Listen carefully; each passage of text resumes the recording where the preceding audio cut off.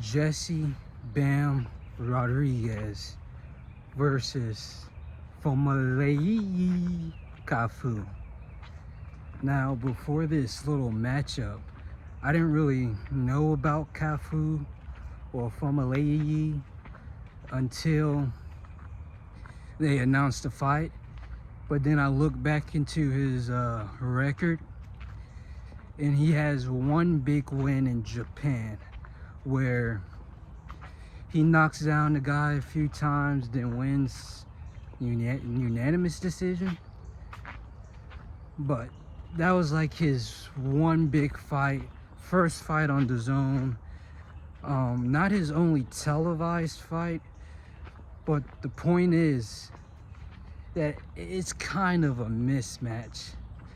Not that Cafu is a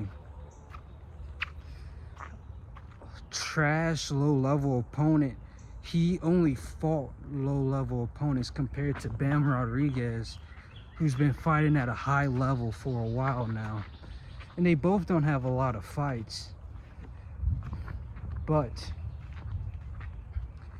looking at Jesse Rodriguez's record compared to Cafu's record, it's on two completely different levels. So it's pretty obvious who's the A side in the fight and who's more likely to take all. But it still can be a competitive fight. When I was looking at Phumelele, he has aggression, he has some defense. His style is more in, go forward, than for defense, go out. Like a back and forth instead of a circling around their opponent kind of fighter. And then one negative thing that I noticed that's perfect for Bam Rodriguez to take advantage of is his wide punches. He kind of loops his shots, his jabs, his hooks, obviously, then his uppercuts. He loops all those shots. For a fighter like Bam Rodriguez, who's really like a fundamentalist, he has a tight guard, he keeps his punches straight, and he doesn't loop at all. So that's when he's countering, like in a Estrada fight. Estrada's letting his hands go, and then he just throws one uppercut. I feel like that's going to be the same for this fight, simply because Bam, not only has he fought higher level opponents, but he also just has a more solid fundamental standing in boxing compared to what I saw with Cafu. And obviously I only seen one fight, the Japan fight, but it looks like